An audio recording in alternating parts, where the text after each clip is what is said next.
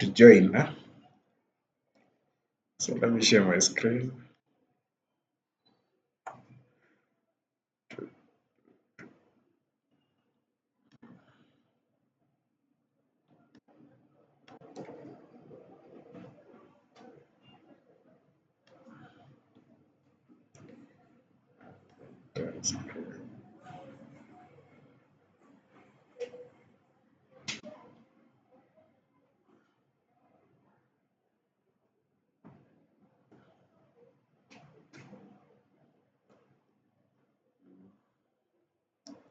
Okay, so someone should confirm that my screen is visible from your side.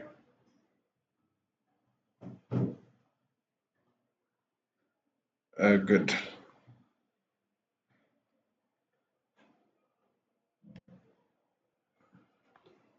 So yesterday we started checking Matplotlib, and I think by now we know what is Matplotlib and how it's used. So we are just finishing on Matplotlib. Then we get some other stuffs.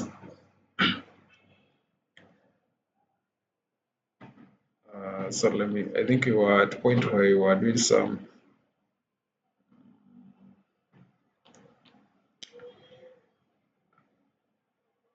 Did we do scatter? Matplotlib scatter?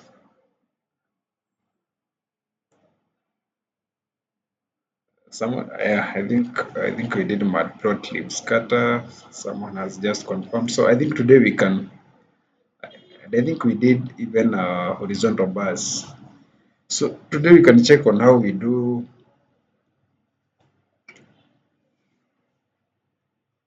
In fact, there is two ways you can draw uh, these bars. There is that method of a bar, and then you just pass in the x and y, and then there is another function. Um, if you want your bars to be in, we said that you can modify your bars to be either horizontal or maybe vertical. And if you want your bars to display horizontally instead of vertical, by default bar method will give you vertical vertical vertical bars, but you can change that to maybe horizontal using the bar. Now you're going to use the bar h function. So I think we can just have an example of that. um, I think yesterday we just checked the vertical, how we do vertical bars, but I said you can modify these to be horizontal. So the first step is always to import that matplotlib. And then you import numpy, and then you create your x and y values. And then instead of now using plt.bar, use bar h. Then you just pass in your x and y values. And then you use the show method there, that is plt.show. When you run these, you're supposed to get a horizontal bars. Let's see that.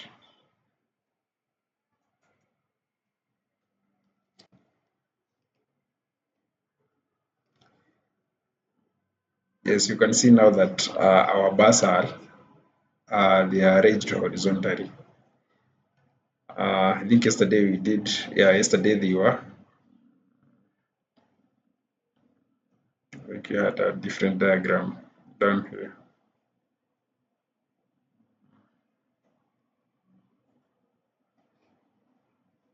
How is that diagram?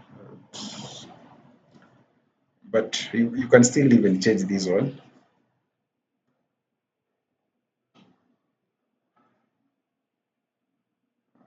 Let me see this.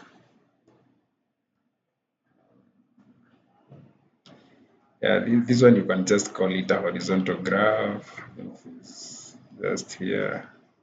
horizontal 4 bars, and then you can have, let's add something here, the same code but now with the vertical bars. So we can have vertical, four vertical bars. So and then you can just uncomment out these and change this function to bar. Then you just pass in your values, that is x and y. So let's see that. So you notice that when you use bar, you are getting it vertical.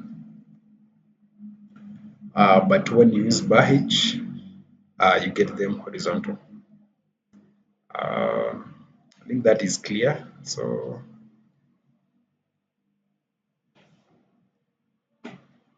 I think we should get to histograms. And again, in this Matplotlib, we have a method for doing that, for drawing histograms. What we just needed is just to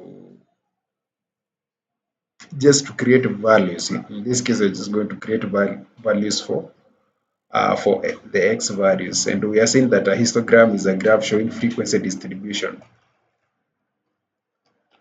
right? It is a graph showing the number of observations within each given interval. Um, so let's say we have a case here, or maybe an example. Say that you are asked the height of maybe 250 people. So you might end up with a histogram like the one we are just going to draw. And we are saying that in Matplotlib we can use hist function to create histogram. And the hist function will use an array of numbers to create histograms. I think you're going to see that. Um, so we are saying that for simplicity, we use NumPy to randomly generate an array with now to 50 values. So you notice with this example, we are not going like to type all the ones, well, not all the 250 numbers, but we are going to use NumPy. NumPy has a method for generating random numbers. So you're going to generate some 250 values randomly. Um, and we're also going to indicate the area of concentration when you are generating these numbers. So we are saying that the values will concentrate around 170. Then you are going to indicate uh, the standard deviation of the numbers that we are going to generate. So let's just have that example here. So the first thing is to do an import of NumPy as NP, and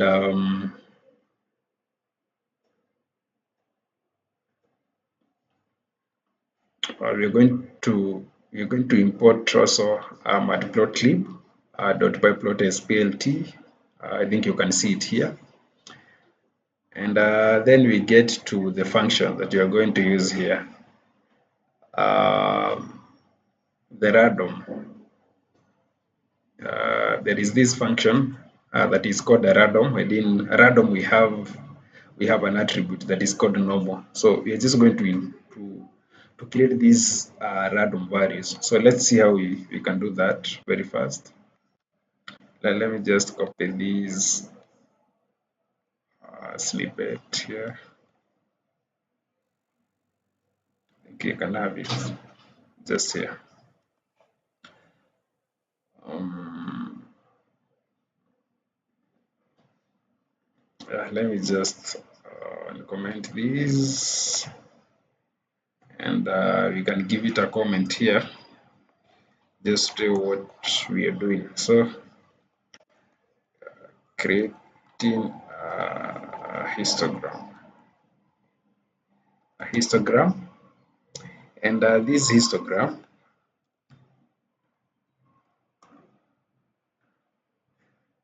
first thing you are going to generate histogram using randomly generated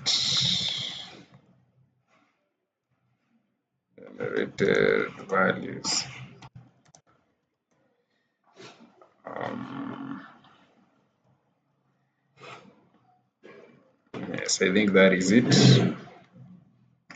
So in here, I think now you're familiar with these imports, and then the thing that I want just to explain is these values here. So you're just going to create some 250 values, and to generate those values that randomly, you're going to need this. NumPy has this method that is called a random, and in a random, you're going to have dot normal is a is a method inside the random inside the inside the random. So it will be now random dot normal, and then we are going to pass the first thing is the area the value that will indicate um, concentration area among the values that you are going to generate. The next argument that you're going to pass here is the standard deviation, which in this case is going to be 10. I think you know how uh, we do we do calculate standard deviation, and then you're going to include the last argument, uh, and that is the number of values that you want to generate. After that, I think you can even just print out these values so that we can see them before even doing the histogram. Let's just do a simple print. We print these X, and we see these values. So these are the 250 values that you have generated randomly. And if you were to check this data, you notice that it is concentrated around 170. You can see that most values they are within 170, within the 170. You can see most of them. I think you can just have a look at the data.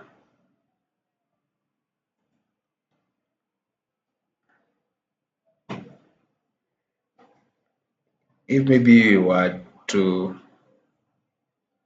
let's do something here. Let's check the number of values that are greater than 170, that are greater than 170 but less than 180. So we can just look through for I in X.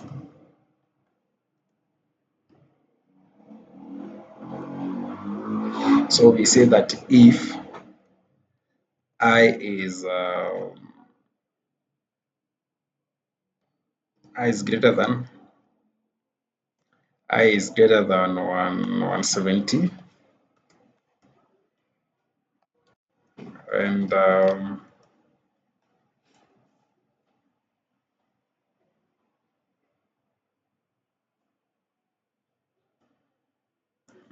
and I less than or equal.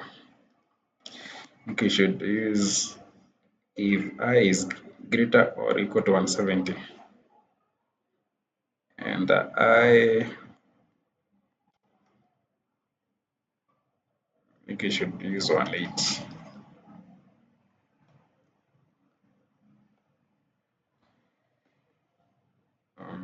Let me see these.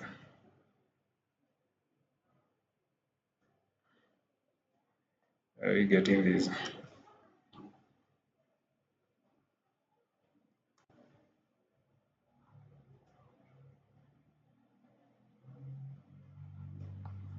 Let me just use a different. Oh, I think in Python we just use and. I think I'm confusing the syntax with other languages. So we want to just count. I want to count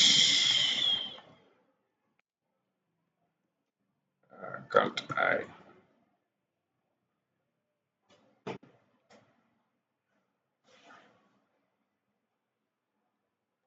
And we can just have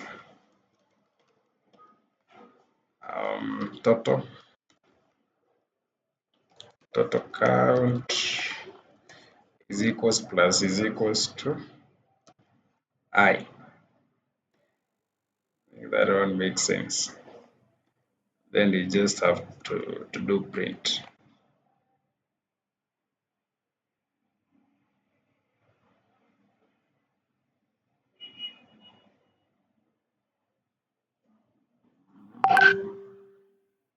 Yes, we must initialize total count to 0. Underscore count.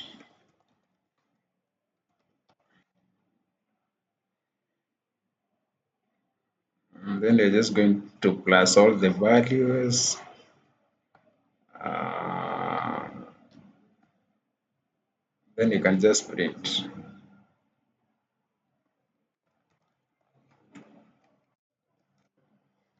Print total. The total count. I think that one makes sense, right? Uh,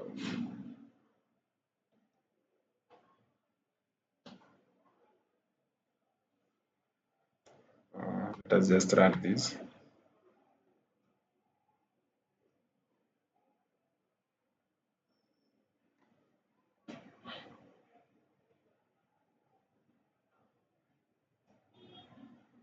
I think the print should be somewhere out.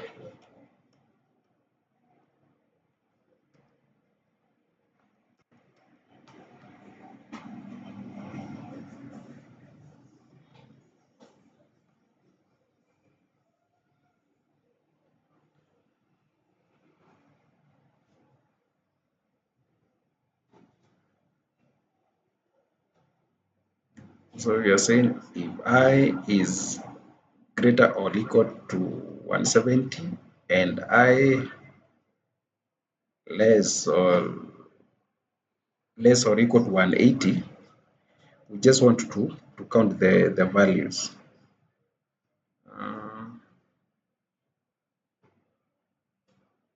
If you can just use count.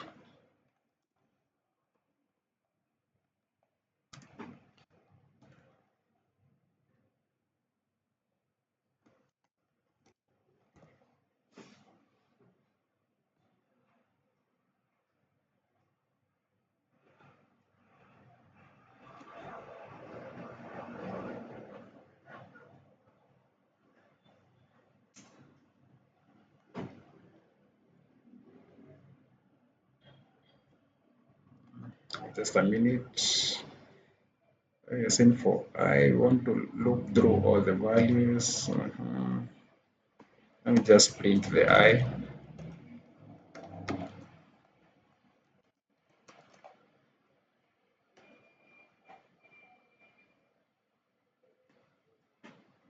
Let's see the values that you are getting here.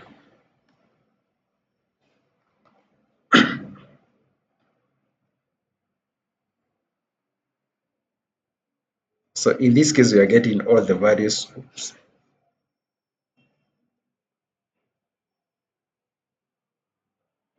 We are getting all the values that are greater than greater than 170, but less than 170, less than 180, right? That is That is the values that you are getting in here. So I think the last one is 176, just here, and then we're just printing the. I think you can do away with this print, so that we can just have the values that are greater than 170 but less than 180. You can see the majority here. So, and these values are the ones that we are going to use to draw a histogram. So these values here.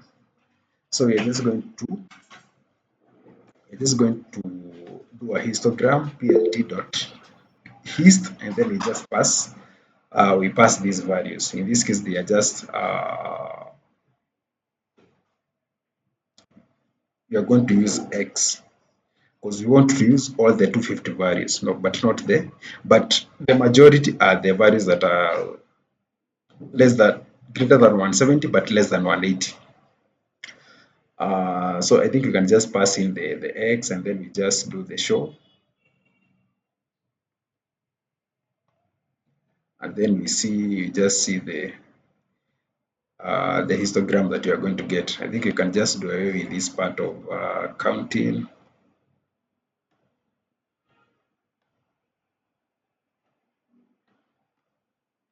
And you notice that you are getting a histogram. This is the histogram that we are getting of the values that we have just used here.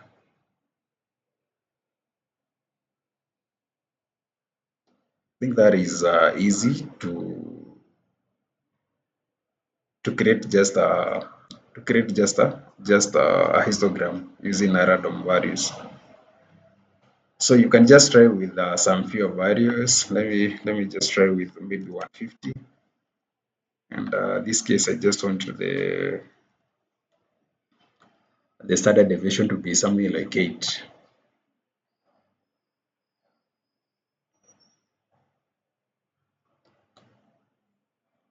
You can see this is the kind of diagram that we are creating. But note that these are just randomly generated values. So in most cases, you are going to be using real data. So I think you are going to see that how you can use real data to generate some of these graphs. So that is it. So any question on that?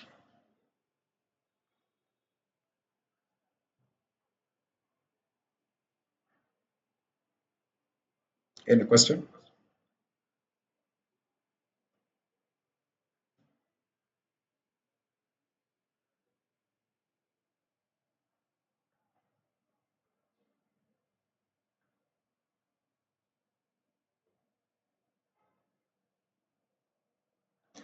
I'm waiting for any question.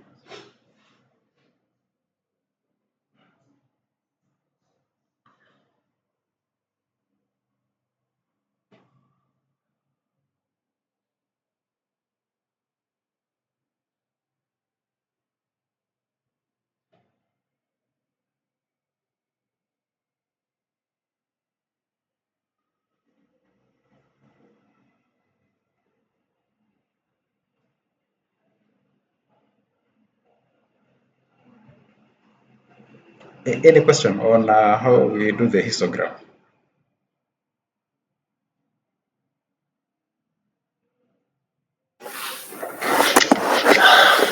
Maybe James, could we try a histogram that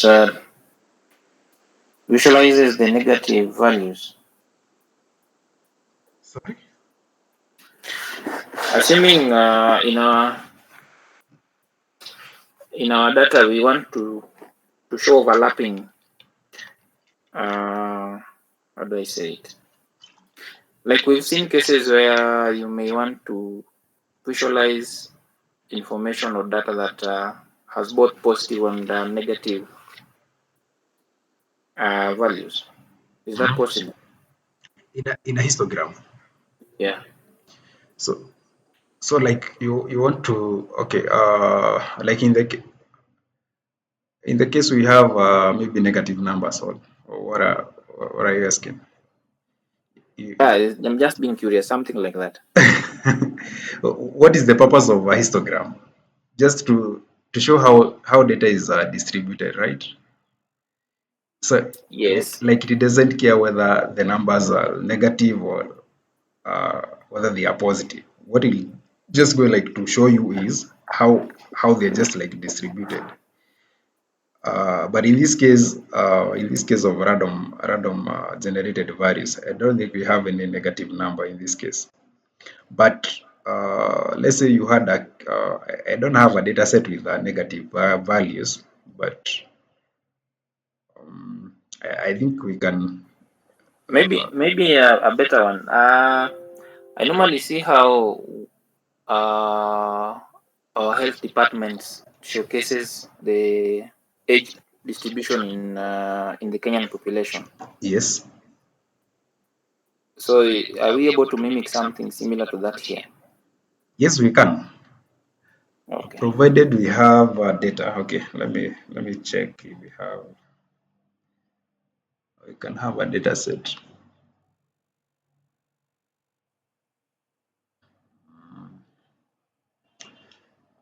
Let me just. I think you can just randomly generate some data set.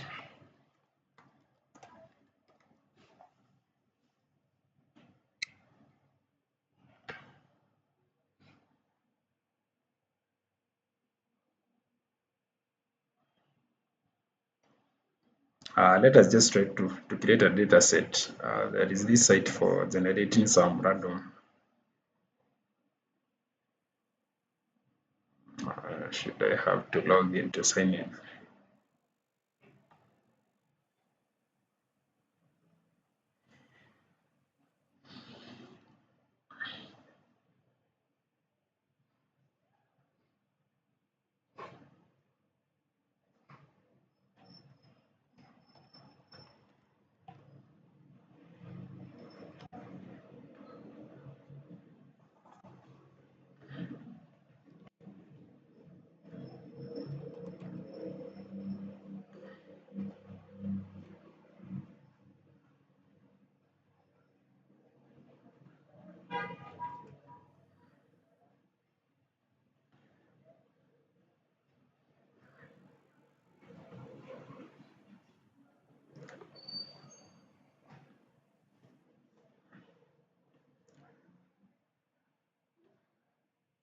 So in the data, what should we maybe have in the data?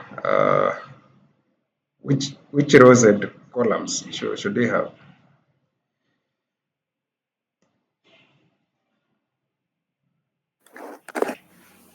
I think one should be age. Um, so we can maybe just have patient ID. We have the first name and the last name, maybe email and gender, right? I think those are Okay. enough. Then you just have to generate 100 rows of data. Um, Let us just see that. Let us just have a preview of this.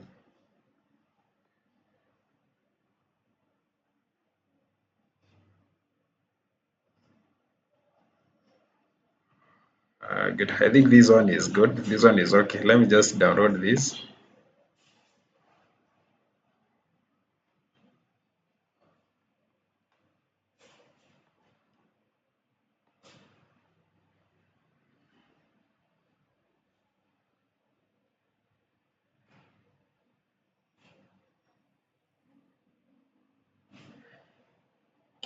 So I think this one should be able to help us to check how male and female are distributed. But this one is just dummy data. But we're just going to try to make some meaning to get some meaning from it. So let me just upload this. Good. And I'm hoping you guys you can remember how we were doing that. We were doing the upload.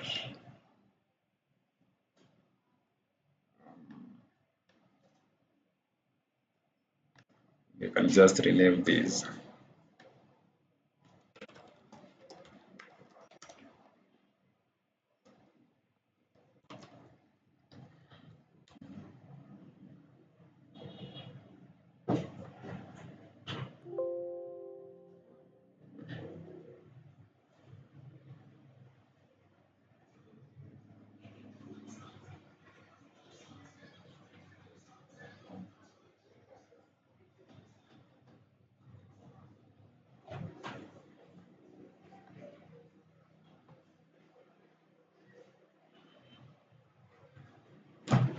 So I think we have our data now. Hospital records. It's just right here. So let us first start by uploading our reading our data from that CSV file. I think you can just use these. Let me just create a new cell here, and we can talk of distribution.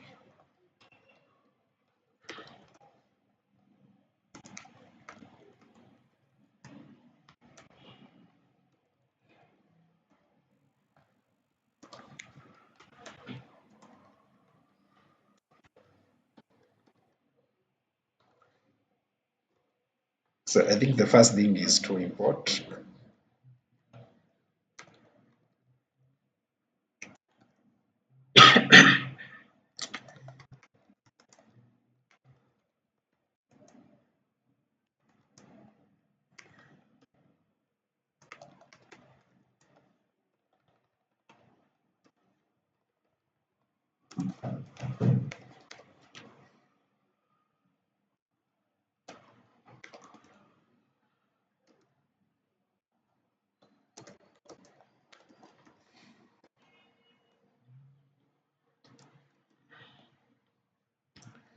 So the second thing is to read our data now.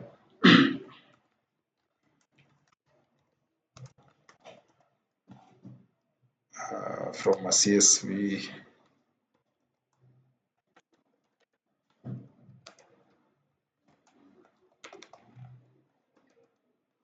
So you can have, let's just call it health records.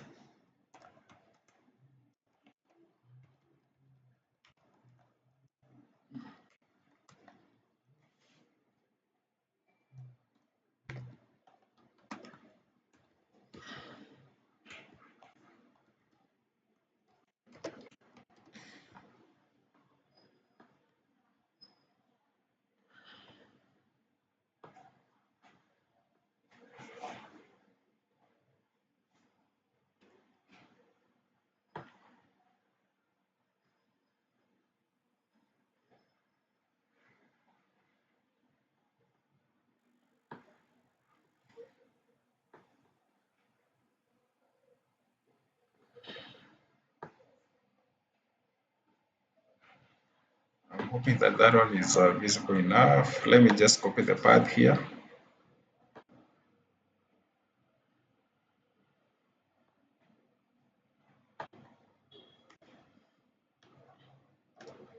Good. And I think you can just check if we have health data in.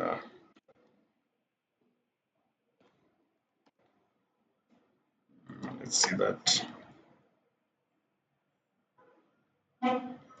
No, I think we have our data here. So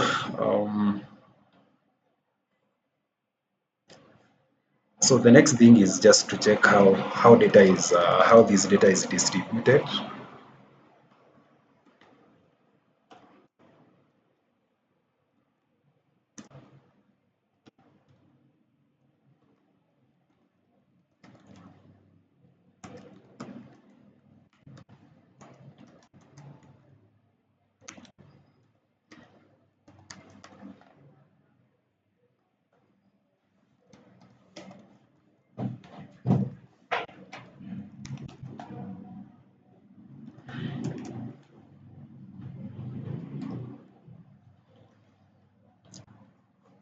So the first thing we always do, but this one will come under the EDA. So it's just to understand what do you have in your data. Like in this case, what maybe could be the target column, because like you cannot check the distribution of name, you cannot check the distribution of maybe emails, you cannot check the distribution of IDs, but maybe what we could check, maybe it's maybe something like gender, and in this case we just have like male and female. I think we didn't indicate. Oh yeah, I think we have some non-binary here. So this is the main target. This is the column that we might need, right? So and how do we go about it? Any person with an idea of how maybe we can go about this?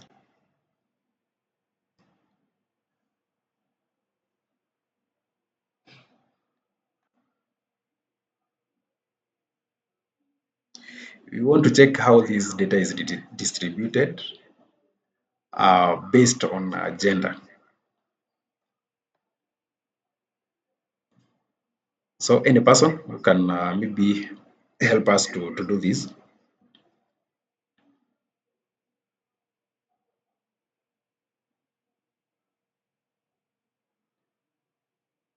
From what we just learned, maybe choosing the target column, you know.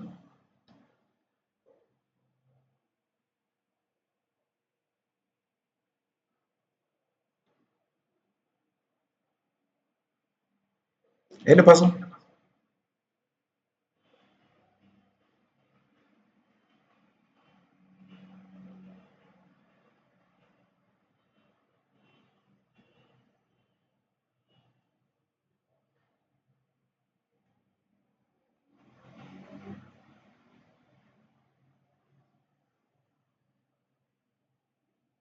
Any person with an idea of how we can go about uh, this task. You can just guess. We are we are open to guesses. Maybe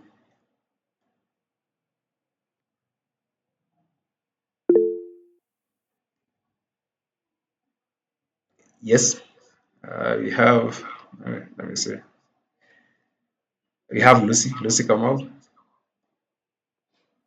Lucy, what do you have?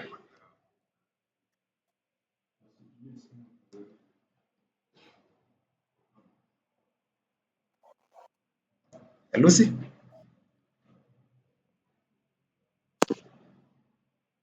Hear me? Yes, we can hear you. Oh, I'm saying like I'm guessing we'll have to specify the columns and the rows that will fall in the x and the y axis, and even which color and how you're going to require to see the distribution. Is it the ID and the way you have explained between the integers, the booleans, the strings? I'm guessing that is one of the ways we could check the distribution.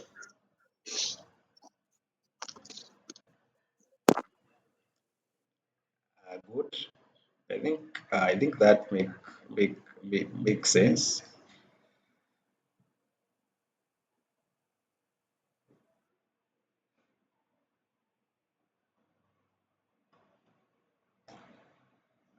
And how okay, the second thing apart from Lucy what has just said is that uh, okay, it's a must that we are going to have the count of so that maybe we can we must have the count for maybe male in this data, the count of female in this data, and I can see we have non-binary. So we have to check the counts for these. So maybe we can just have we can have a code first to check. to check if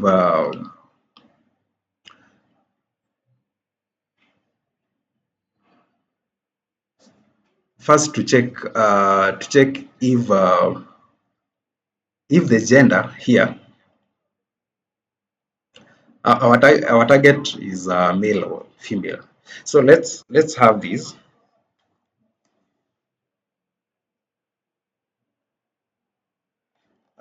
Check for, I think you can start with check for the gender. I think in this case you can just have this gender.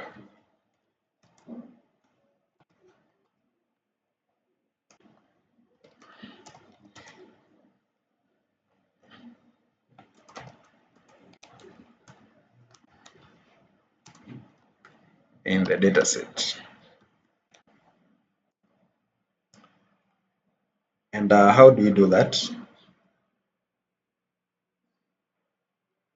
I think it's just quite easy because we are just going to use a statement here. We can use an if statement. If in this case we are just checking the gender,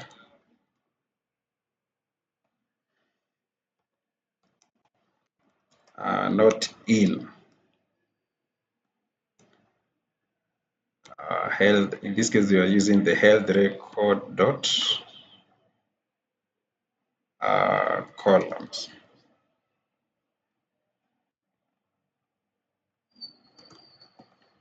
What do we do?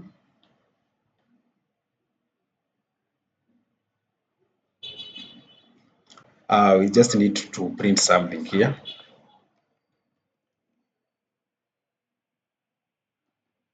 It's just going to have no gender. That is the first check of our data set.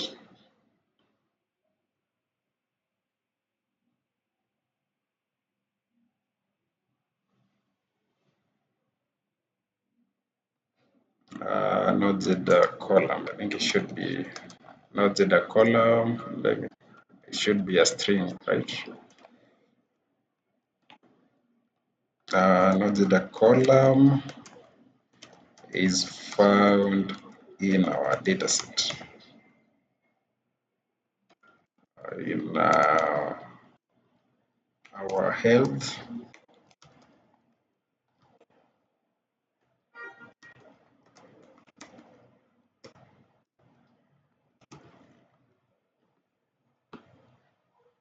So this is a check for in case you just pass data without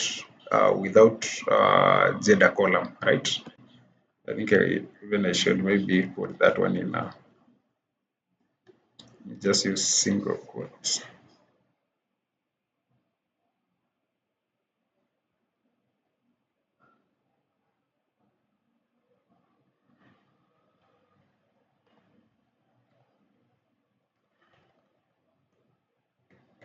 That is the first check from our data set.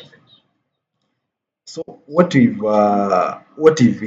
now we have the gender, because in this case now we have the gender. So we are going to proceed to the second statement here, which now will be else.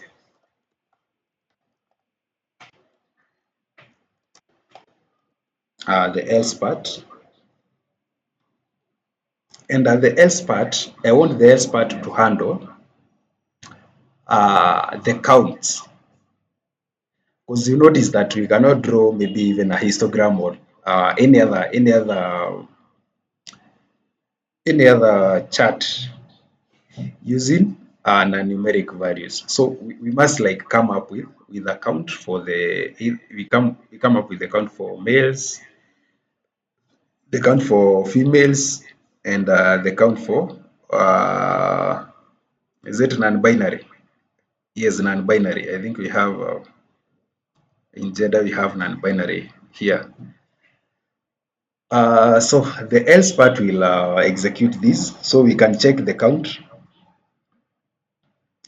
And the gender count, I think how we can approach this is let's just have a variable here. You can just call it gender count, and this one is equals to our data, that is health record, and in the health record our focus is gender, and we just have to dot. We need to have something we call value underscore the value count. I think if I'm not wrong, is always a function. So let us just print this.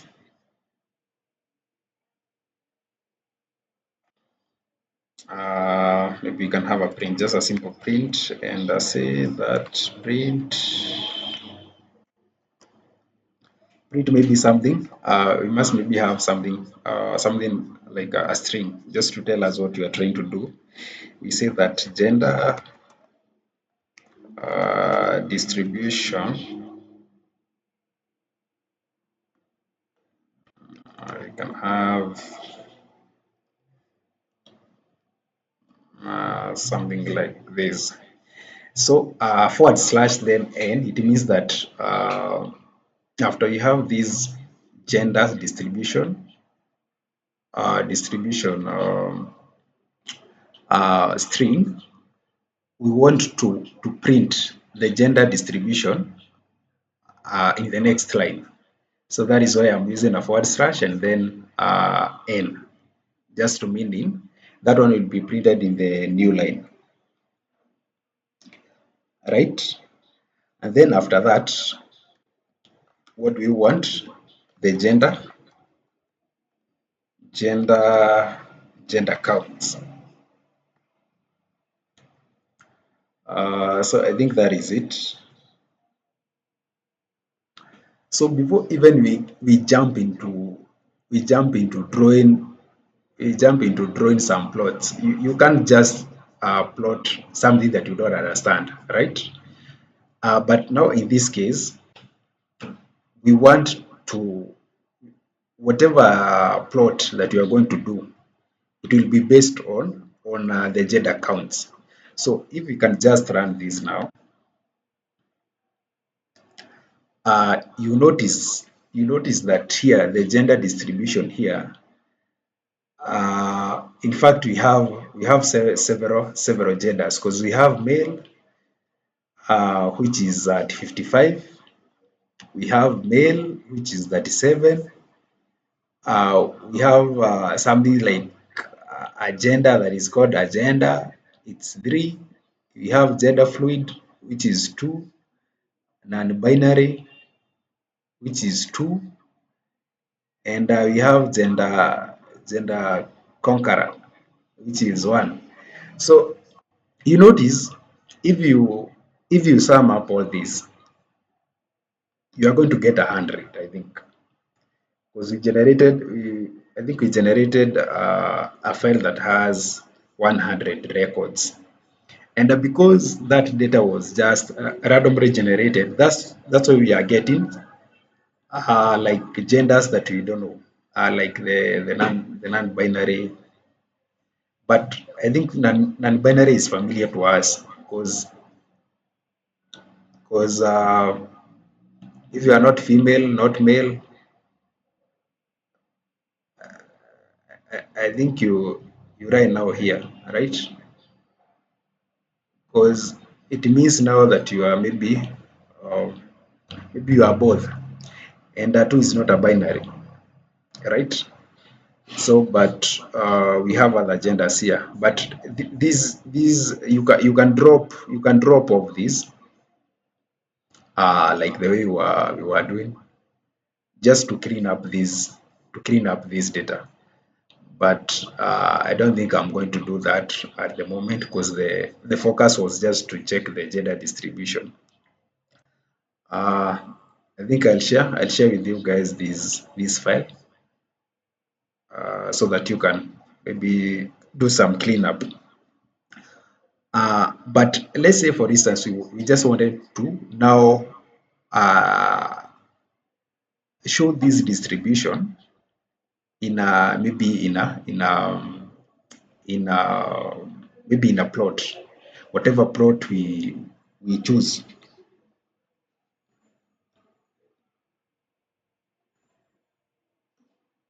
So how do we go about that? Now that we have all the distributions, the females, the male, the agenda. I'm assuming that agenda is a is a is a is a type of gender in this case, gender fluid, non-binary, gender conqueror. So how now do we do the visualization here? So that is our next thing,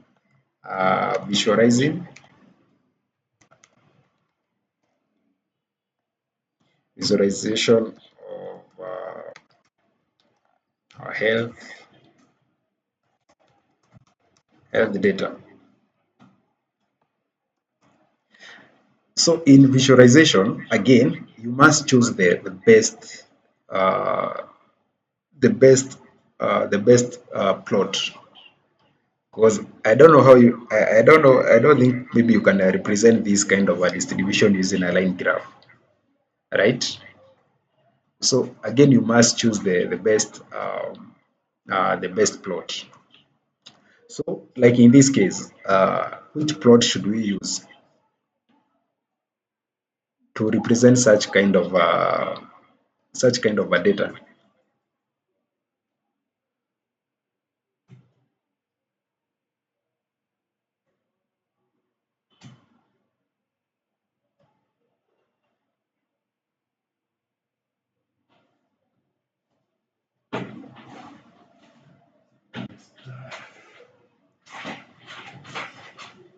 Yeah, any person?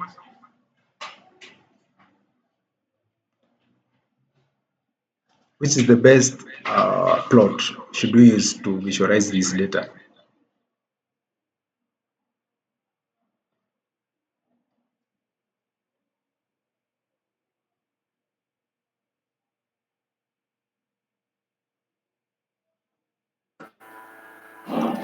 What if we use a bar graph?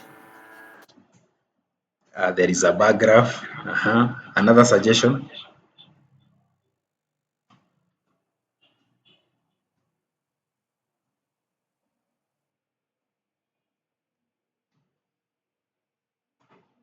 I think we can use I think you can use a chart, a pie chart. A pie chart, I think, is going to visualize this data well, because we have a number of we have like multiple genders here.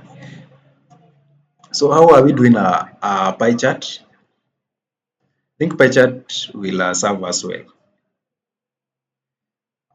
So let us just check how we are doing the pie chart.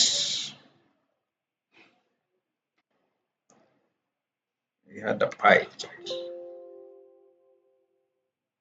Don't we have pie chart here? Let me check.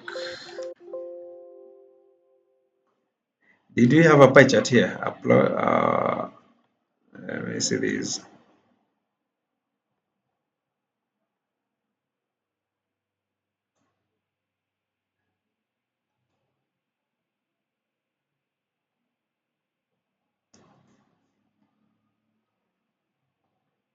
So what was needed in the pie chart?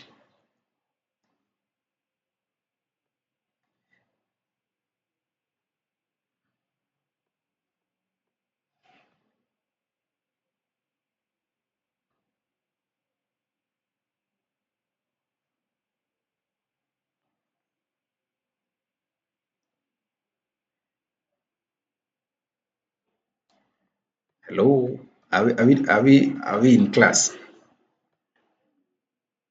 What was needed for us to create a pie chart? Because I think pie chart will visualize this data well. That is my opinion. I don't know. I don't know what you think.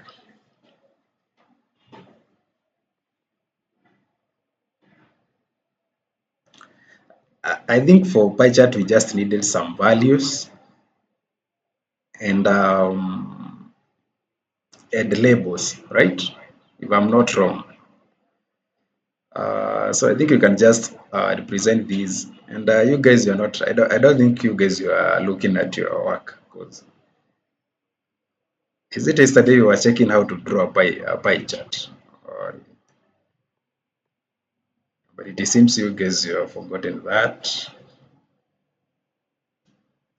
Yeah, let's just do just a simple visual.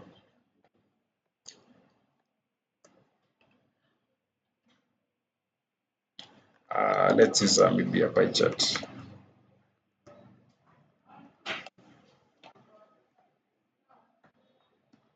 So in this case, what do we need?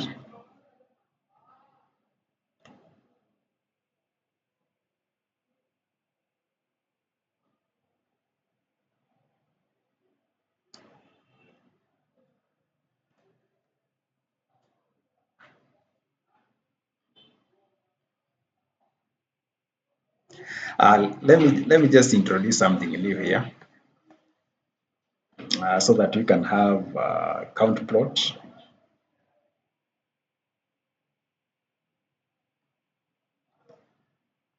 I'll import something new here. I think you are going to check what is that. There is something we call symbol, so that you can have, it's called symbol. It's symbol, yeah, as n s n s n s. I think we usually use it like that. You're not going even to use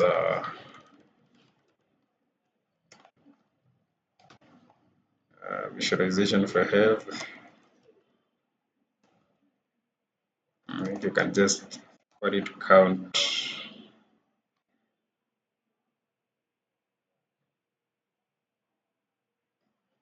The count plot. Let us just call it count plot.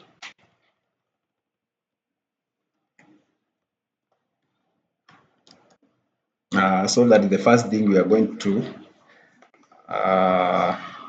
plt dot the figure. You can even indicate the size of the figure here. The plt dot figure size. Is it figure? It's called just figure. You can just call it figure. And it indicates the length and the width of our figure. So we can just have 10. It's a 10 by 10 figure. After that, we can have now the SNS dot the counter what we have the counter plot, whereby we just pass in our x's, gender, and we are going to pass our data as data is equals to, what did we call our data? It's called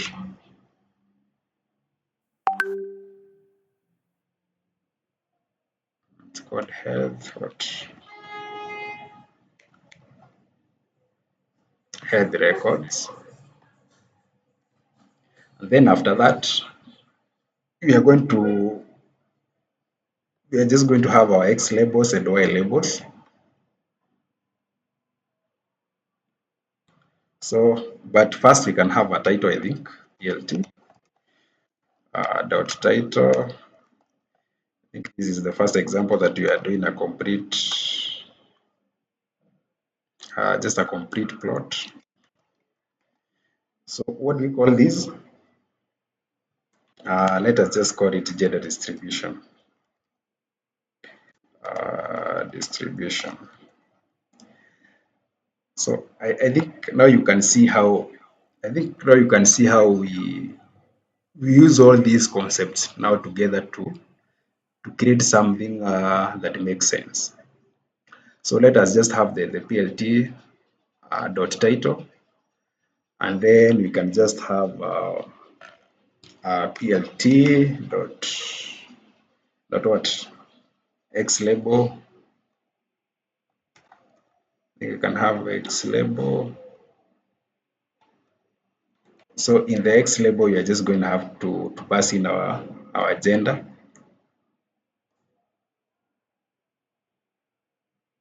You can just call it,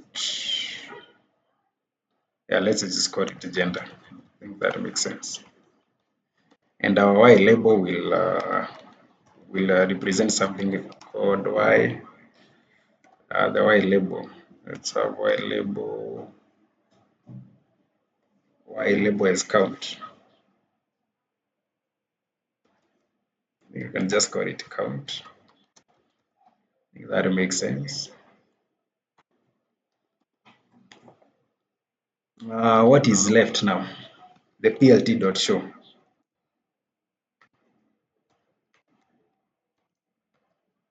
Show function. I think this is a complete example. I'm hoping it will run without errors.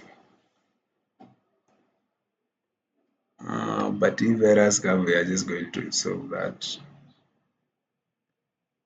I think we have an issue there. I think I left something here. It should be yeah, figure size. We call it figure size. I forgot to indicate that this is the figure size. Oops. Figure size. Figure. It's called figure size, or the figure size. Then this one you're just indicating that it is a 10 by 10 plot. Let's just try to run this. Again, we have another problem here.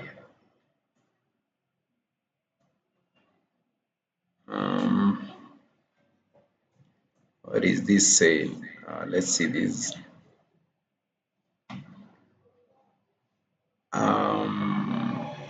We are told of module Seaborn has no attribute called count. It should be count, not counterplot.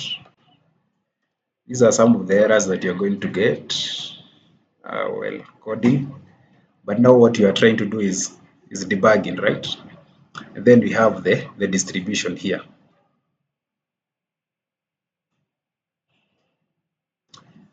Is this what you are asking for, right? Yes.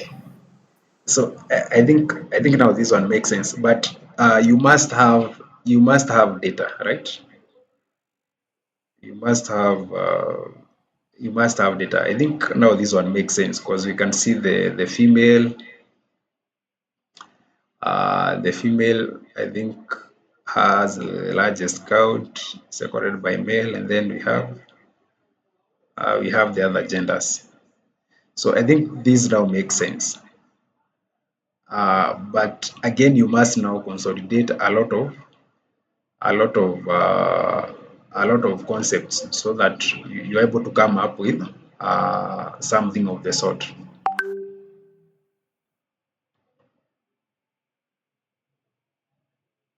So what we normally, the reason why I used Symbol, this one is again another library, and I would ask you guys just to go and check it. It's called Symbol. It also it's good for visualization, and it has so many methods again for doing the visualization, and that is why I just use it. Has something that we call count plot, so that you're able to visualize the count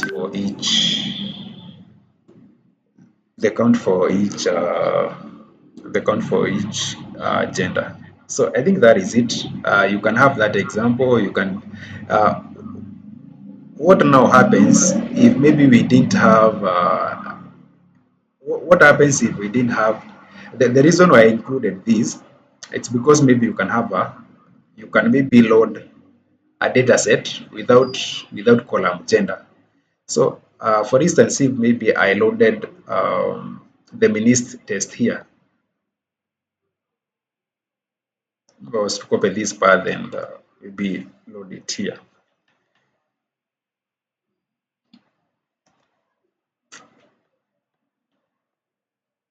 You notice that my code will stop running at this point, simply because we don't have gender column in this. I think you can just run this and see what happens.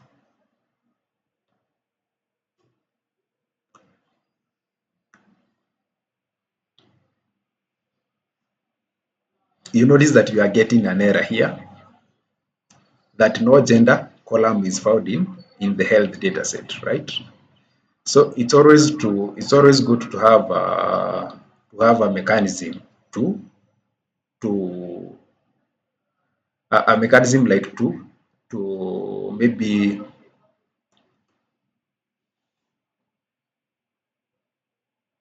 a mechanism like to work around the errors that you might have, because maybe you can just load maybe a data set without maybe a column in question, and you don't want to get maybe error. The reason we are getting this is because you notice that this one, we have created this figure outside the else statement.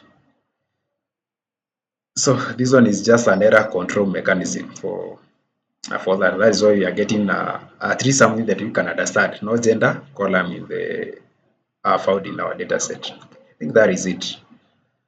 Uh, so for the sake of you guys going through the example, let me just return the normal data set that we had. So any other question apart from that?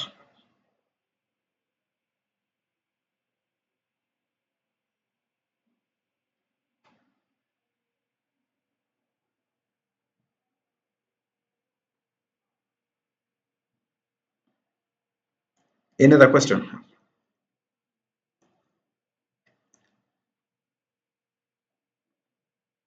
If no question, I think we can just move forward.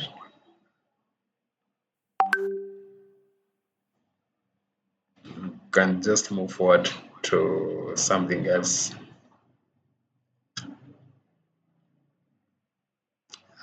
So all these plots, such as a histogram, the bars, it's upon you to decide the plot that best suit your case. So no one will tell you to draw maybe, especially when you are doing analysis. No one will tell you to put a histogram, to put a bar graph. It's upon you now to choose the best plot that suit your price, uh, your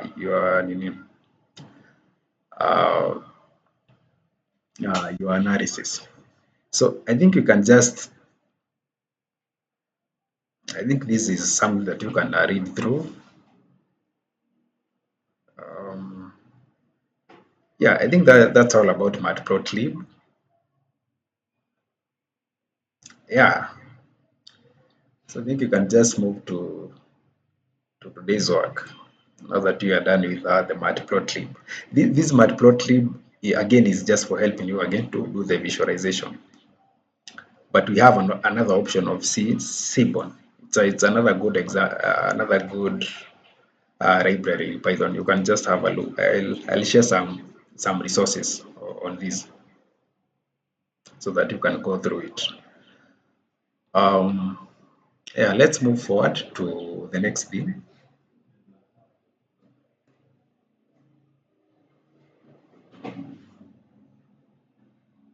Oh, there is Lucy. Lucy, what's up?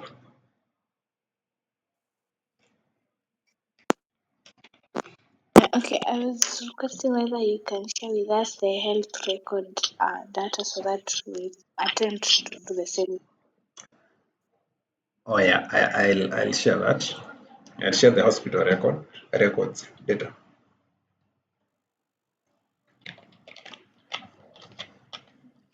And your work will be to drop to drop these in that gender. I'll also want you to do some cleaning up of that data set, because at least work with this the female, you work with the female gender, male gender, and also the non-binary. I think you can do away with you can drop all the rows with the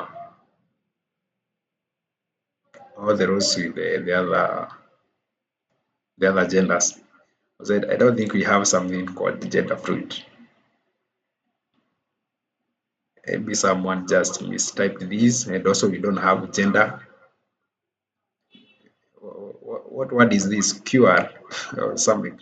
You can just drop the gender fluid, agenda, gender quad. Those three. I don't think they will even make any difference.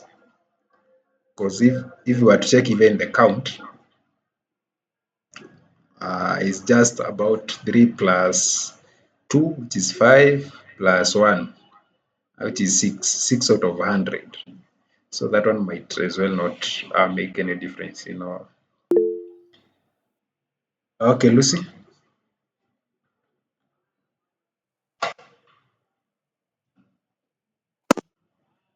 another Yeah, question. okay. Okay, I was just commenting on that fact that those genders exist. Yeah. Since the LGBTQ case, those are some of the LGBTQ genders. Okay. Okay. The gender fluid. The gender fluid, the last one is gender queer.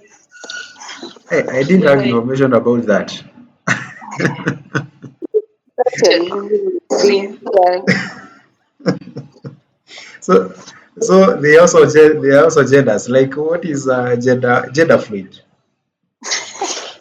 I'm not sure about all the explanations, but I know it's just explaining how they are different and how they are. So they should also be considered. Nowadays, you find when you're filling forms, they're asking you whether it's male or female, or you will specify. Okay. Yeah. I think we had another. Okay, but that is not a healthy discussion. Let me just stop.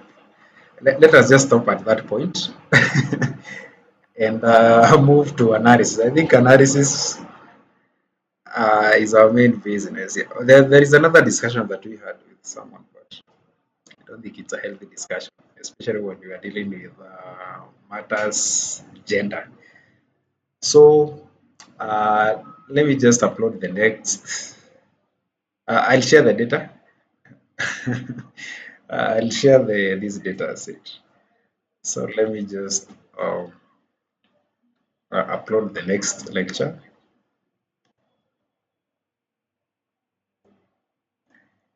I always thought we had just two type of genders. I think this one is growing too fast.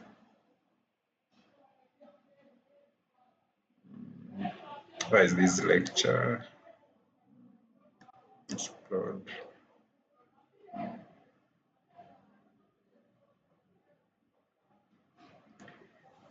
I think we have the 10 and 11 here.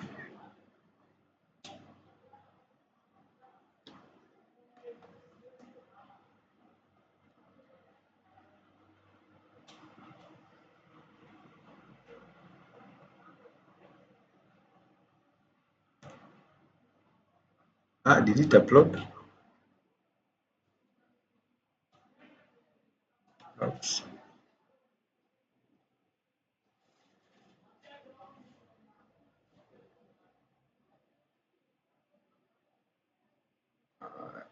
Why is it taking so much time to, I think I should open it as a notebook. Upload, browse. Yeah, good.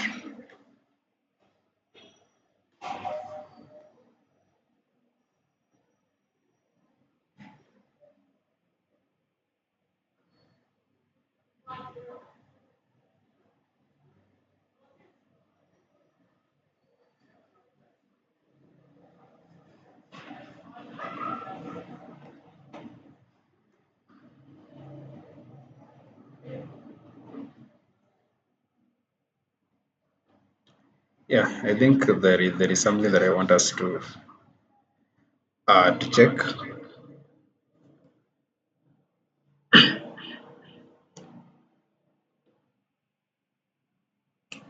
Yeah, I think this one was. I think we left it behind, uh, but it is in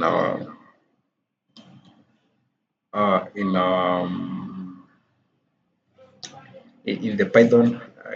I think I shared with you guys the Python. What do we call it? I think it was among the topics to cover, uh, and that is combining and merging data sets. I think you didn't check this. I think it was we forgot. But let's see how we do. We see how we do combining and also merging data sets. Because again, maybe you might be having two data sets. How do you use them? Maybe from different sources. So again, you notice that you might need to know how you merge or maybe you combine them so that you can use them in the analysis. So in this case, I'll mostly use some data frames. Yeah. So let's see. I think we are going to check the margin of data frames, margin of on index, margin on multiple columns, combining with join method, combining numpy arrays, and combining with concat method. So if you are given, let's say, you are given two data frames to merge, how do you go about that?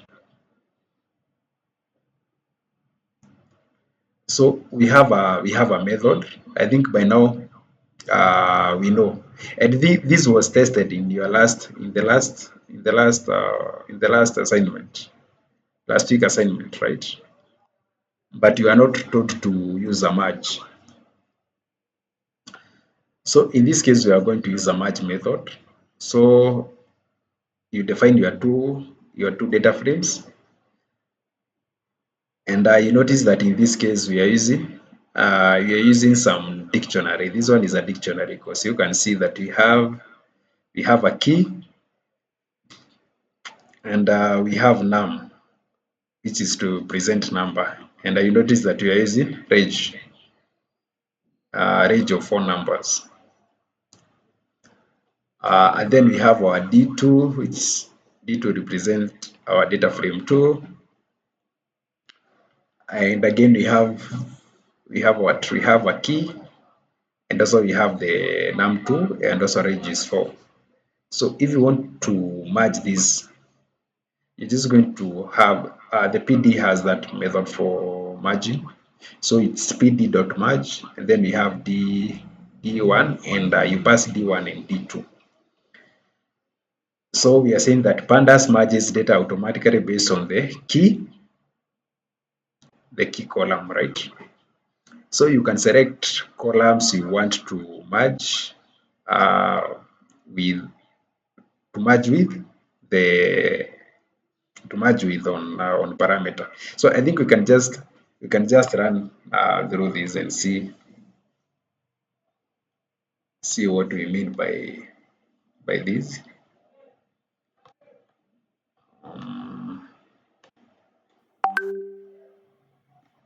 Let me just copy these. I want us to run it here.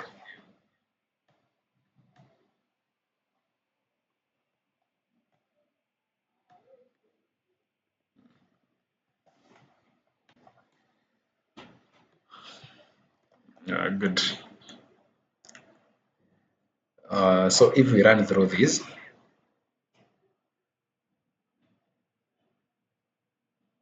we're going to get an error here because we just have print. I think you can just comment out that and also comment out merge. Good. First, let's just do a print over D1 and D2 and then we merge them. We print D1 and also we print D2 and then we see the merge. Print D2 before even we think of doing the merge.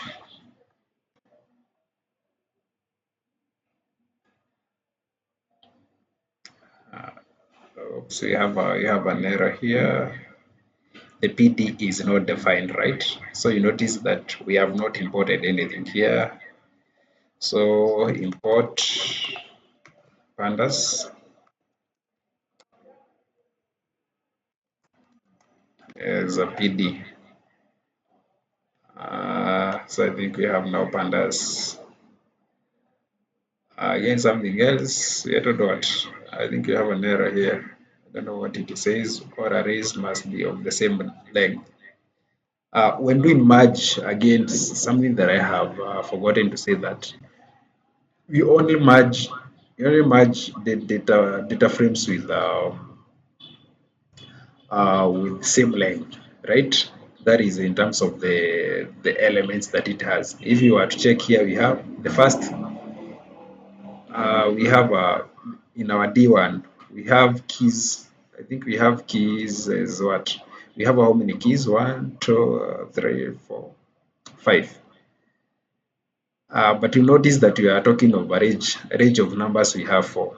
So there must be there will be a conflict because we are going to have a key without a value, and that one does not happen in the laws of dictionary. So we must have four keys, 4 values, and also for the D2 we must have four keys and 4 values if at all we want to merge them. So if we were to run now this, we are going to see that we have our two data frames here. That is the D1 having key and some value, and the D2 also having key and some values. So we can now join these. Let me just use the term merge. We can merge this. So let us just let's do that. We join them. You notice now even I can have a look at them as a table. So you notice that now I have a key number 1 and num2, and their values are indicated. You notice that when we merge now these,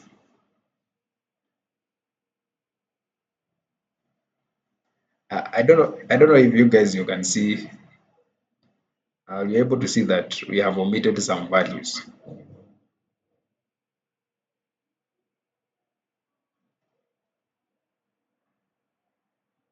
You cannot merge duplicates, and you notice that and that is why we are using key. A key cannot be duplicate, right? So in this case we have A, and the second data frame we don't have A, so meaning that you cannot join that. The second part, in the second index we have B, and this one we have B, so meaning that this one now we can merge because we have a B, we have a common key in both cases, right? So when we come to C again, we have a C. You have a C in the first data frame and there's a C in the second in the second in the second no, so in the first and in the second data frame. When we come to the D, we don't have a D here, and we don't have an F here. So meaning that you are merging, we must have a common key for us to merge, and that one will apply for even the data sets, merging data sets. You can just try to merge some data sets, and you're going to see that, and that is why we have just managed to merge B and C, because in both cases we have B and C keys. So you notice their values, we have them here. So that is basically how we do the merging. Any question on that? Do you have any question on that?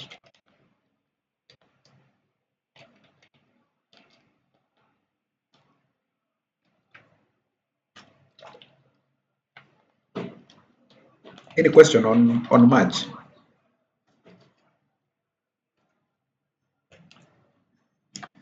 I think silence means that we don't have any question.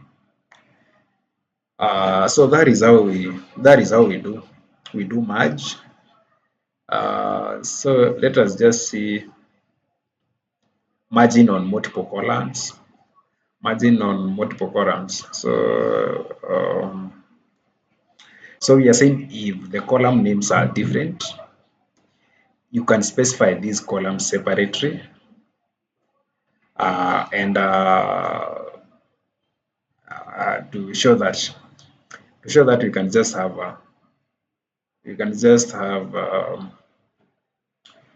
two data frames, again D3 and now D4.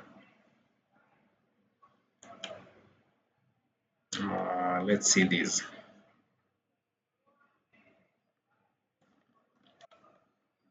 How we can do the merge.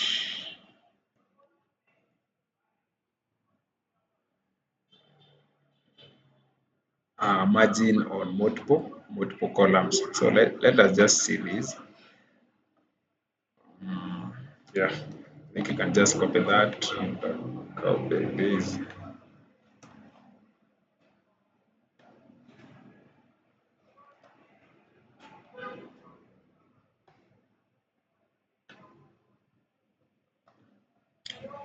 So again, the first key, we have the first key and the second key.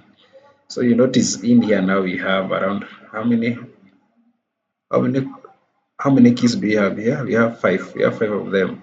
That is 1, 2, 3, 4, 5. I think this one should be 5 also, to avoid errors. And then the second data frame, and now the second data frame, we have how many keys? We have around 4, and now we have Regis 4. I think that's right. Good. Let us just see how we can merge these. So we have the D3 and D4, and we want the left on the key 1 to be on the left, and the key 2 to be on the right. Okay, you can just run this and see the output. Just quite simple on how we can have these. Now you notice that in this case we have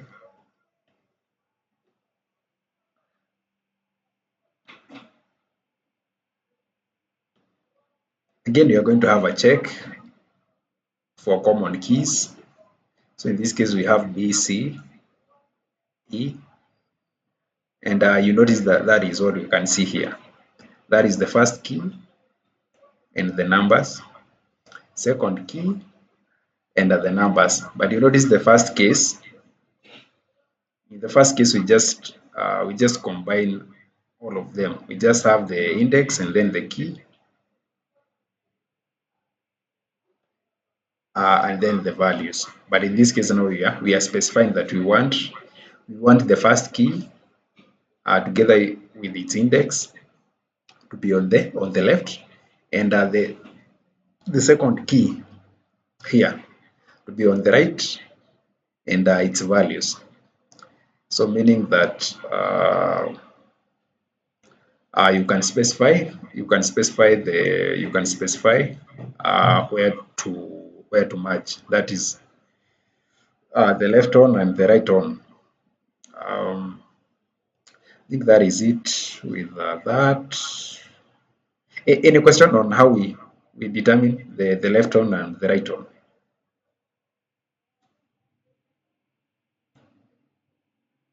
I think this is just quite simple because you're just specifying. The first thing is to specify your data frames, that is D3 and D4, and then you say that uh, we need to merge these. We need the key one to be on the left side. You can also interchange these. You can have the key one on the right, and you can have the second key on the first on the left, I mean. So but this is the case, so here we have a B, C, E and its value, and also we have the B, C, E here key, and also the values. um I think having said that, what else do I have to mention? That that is much based on keys. I think we have something else interesting here, that is margin on index. So we say that in some cases, the key columns to be joined in the data frame can be found in data frame index. So, and we are saying that in those cases, you need to specify the key column to be merged with the options of left index, true, or the right index to, I think this one should be, yeah, I think it's okay. Left index true, or the right index true. And we have an example here. Excuse. So you have an example. I think you can just run through this.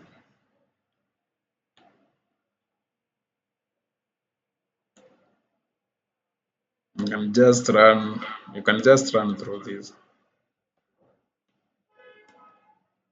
The best thing with these examples, they are just simple to understand.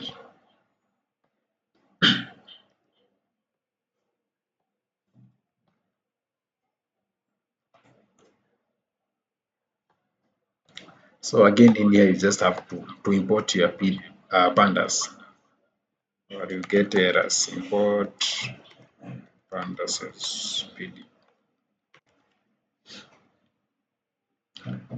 So if you were to run these, I'm hoping you don't have an error.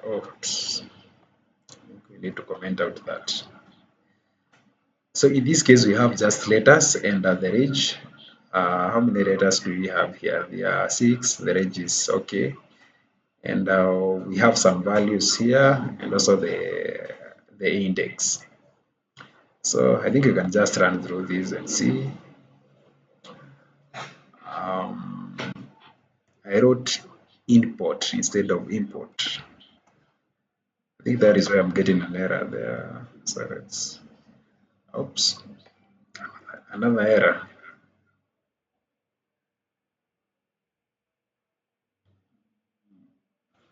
Yes, I have a typo here. It's supposed to be data frame, not DT frame. I think we are good to go now.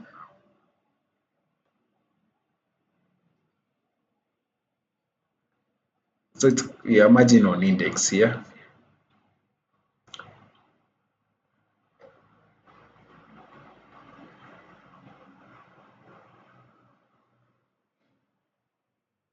And merging on index, and we are merging on index where we have all the values A. We have A B E. That is our second. That is let's see this. We have value. Values are 3, 5, 7. 3, 5, 7, and the indexes that we are using in here is A, B, and then E. But you notice that in our first, in the where we have letter, we don't have E, right? And that is why we are just, because now here we are doing merge on index. So meaning that this index is the one that will help us to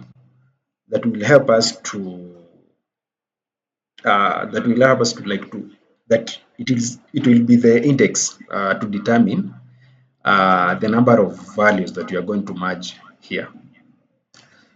So, and in the first key here, we don't have, in the first key where we have letter, we don't have E. So meaning that we are just going to join all the, we are just going to join the, we are just going to merge cases where we have A and B. And that is why we have repeated letters here. We have A, and we have B, and then A. Because in here, we have the first A, and the value for A is 3. So we are going to have a 3 here. We are going to have another A here. So it's kind of, we are going now to check from index. Do we have A in index? Yeah. We put the value. Do we have another A? Do we have A in index again? We put the value. Then after that, we move to B, because B is the now the third the third item here. So do we have B in the index? Then we look at the index. We see that we have a B. So what is the value for B? The value for B is again 5. So we are going to indicate the value of 5. We move on to, we have another B, and you have seen that in the index we have B. So what is the value for B? It's 5. Again, we are going to have a 5. We move now to the third, now to the fifth, item. So again, it's an A. So do we have A in our index? Yes. What is the value for A? It's 3. So we record 3. We move to the next letter, C. So C, do we have C in our index? No. And that is it. We are just going to join all those the values that appear in our index, and that is why we are coming up with a table like this one, with now letter, the number, and the values. Any question on a margin on index? Margin using the index. Using index, you must reference to index. Anytime you have a value, you reference to whether that value appears in the index. I think that is it.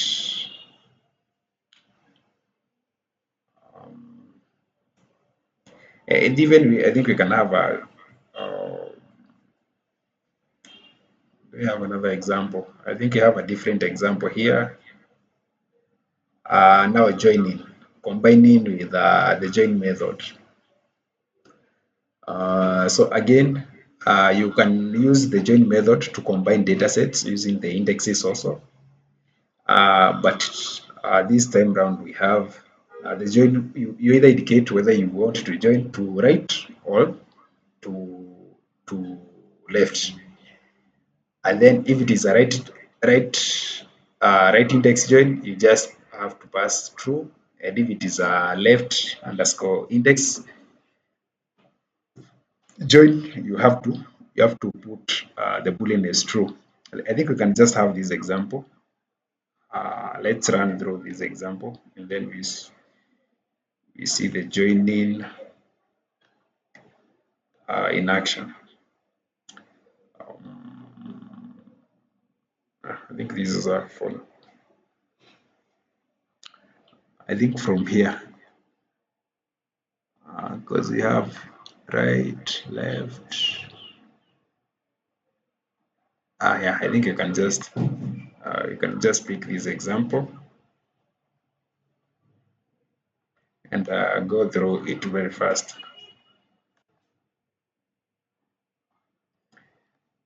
And you can apply this one to the data sets. It doesn't have to be coded values. You can apply these because this is just the syntax. You can apply this one to even data sets.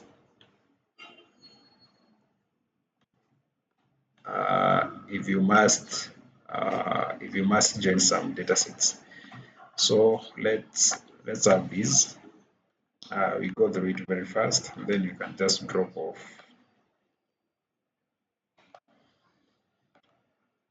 So we have our right. This is our right data frame. And you notice I have a number of things here.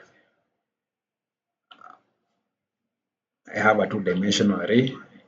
I have the index, and I have the columns. So again, I should start by importing.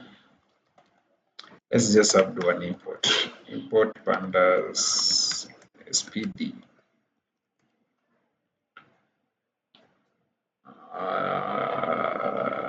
Good. I think. Let me just comment out this.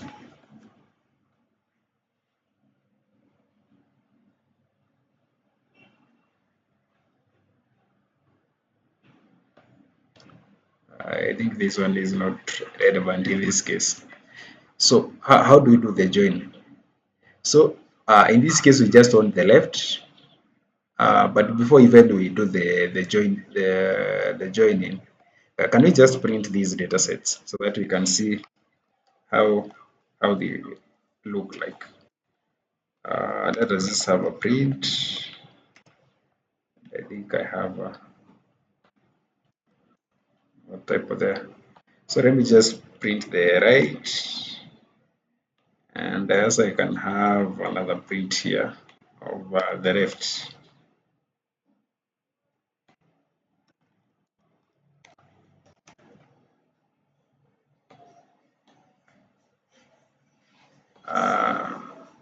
Good.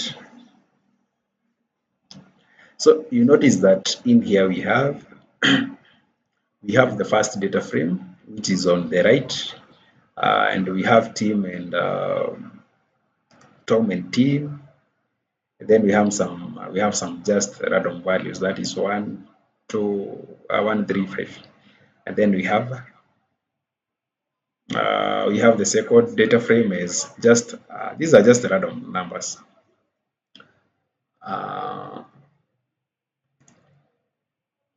Yeah, and then we want to join left to join right. So you notice that we are going now to have the left. The left in this case is the left.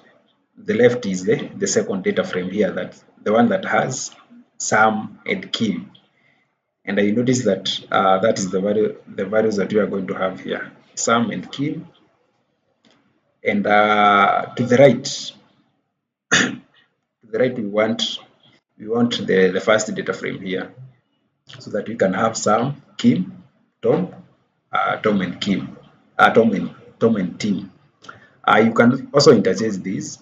You can also interchange the order at which you are going to do this. So right join left. So if you are to run these, you notice that we have changed the order now. We are starting with Tom, Tim, and then Sam, Kim. So this applies to all. You can even try this with data sets, real data sets. just to do some join or merge. So any question about merging and joining? Because that marks the end of today's lecture. So any question?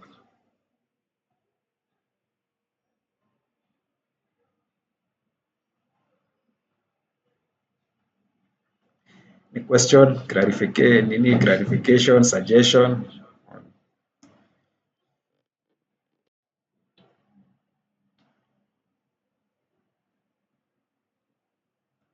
Any question?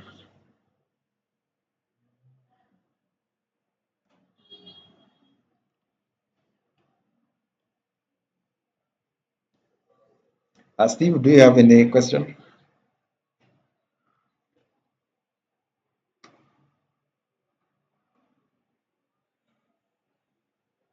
Lewis Gatimo?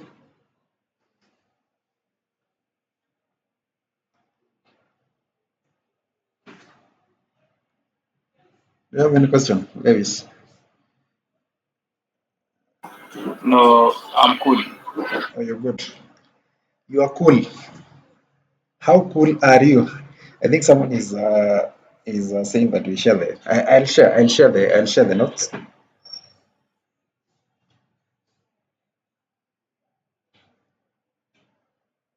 Um, yeah, I think that is it. I think from tomorrow we are going to something else. Yes, I think we are going to be checking something different. Going to be checking something we call EDA, so that we can at least have an example of analysis that will utilize all what you have learned, right? Before we get to some machine learning stuffs. Is that good? So tomorrow we check the EDA process, and then on Thursday we are going to start machine learning. Are we good?